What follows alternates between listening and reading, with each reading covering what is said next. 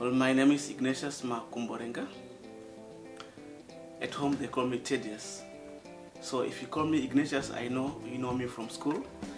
If you call me Tedious, I know you know me from home. And I was born in 1972. And I was brought up in a Catholic family. And I went to a Jesuit school in St. Albert's, that is Centenary in Chimay Diocese. My parish of origin was Jesuit, and actually I was baptized on 31st of July by a Jesuit, so call it a destiny. That's why I was called Ignatius in the first place. So anyway, that has been an inspiration for me since I was born, since I was a young boy. And I was an altar boy, and I think I liked just being a priest, being behind the altar and serving mass and all that. It was, for me, something that really inspired me a lot. After some time, after my primary school, and then I did my secondary education in this Jesuit institution, I came to know more about the Jesuits. There was a Jesuit brother who was in charge of the mass servers or the altar boys. So I was asking often what it meant to be a Jesuit or being a religious, as it were. So I got to know a lot about being Jesuits. And back home as well, there are lots of liturgical songs which depict the lives of saints. And I think the one that really inspired me a lot was the one on St. Ignatius, Take Lord and Receive. It was in Shona, of course. They call it Gamuchirai Mambo, Take Lord and Receive.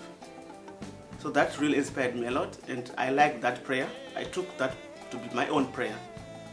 And that is how my vocation kind of grew. After my secondary school, I was a teacher for 2 years, and then I did a diploma in marketing, after which I was kind of convinced that I was supposed to enter the novitiate. So I went to Zambia, Lusaka, Jesuit novitiate for 2 years. After that, I came to Harare, where I did my philosophy and 1 year of theology. And then I was sent to Rwanda and Burundi for my regency, where I worked with JRS, that is the Jesuit Refugee Service. And in between those two, Rwanda and Burundi, I did some studies in migration in South Africa. So you can tell from my itinerary that I've moved one country to the other. So I came in love with this idea of migration, trying to know what happens or what are the causes of people moving from one place to the other. So I did special studies in migration, after which I was sent to Paris to do my theology. And I am happy that I've been able to follow through these 3 years. As you can see, I have to say this in English, but I studied in French. It was a challenge worth the while. And that it means being a Jesuit.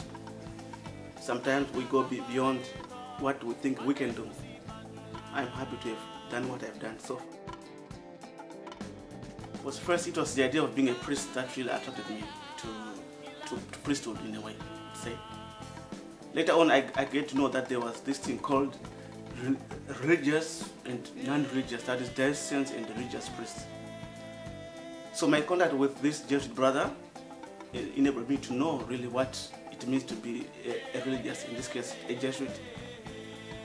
So I come to see it as being a Jesuit is my personal identity, but being a priest, whether religious or diocesan, it has something to do with maybe doing an office for the church in a way, like celebrating mass for the church. So there are two things that are put together, that you can say a Jesuit is a two-in-one. If you are a priest, you are a religious, that is your personal identity, and you are a priest celebrating sacraments for the church. So you put those two in one. In Africa today, I think there's a real challenge when you talk of being a Jesuit, if not just being a priest in Africa today. It's different from, I think, when we think of being a priest or a religious in the third world. Because in Africa, with all the misery around, the poverty and all that, sometimes, as we have said, oftentimes being a Jesuit is being a servant of Christ's mission. But how be a servant of Christ's mission if you are surrounded with all this poverty, this misery?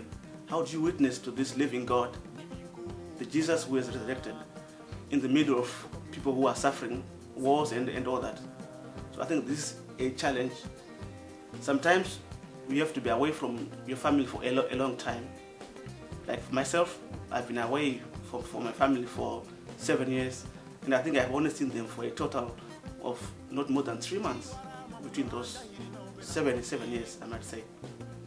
So it's one thing that one has to prepare to go away from the family for long periods of time. Sometimes it's difficult to keep in touch. And then one thing, of course, I have to consider as well would be, what is it that one is looking for? Just being a priest, or being a religious, living in a community, or probably being alone in some parish house somewhere? I would always encourage people to consider those factors, because they are really important.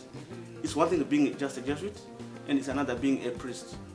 Of course, it's something to be both of them together, as I've said earlier on. It talks of being a Jesuit as being a sinner called to redemption.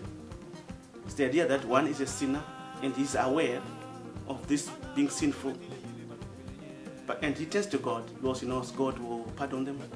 So I think for me, a Jesuit would be like a wounded healer. Jesuit priest would be a wounded healer. He himself was wounded, but wants to bring healing to other people who are wounded.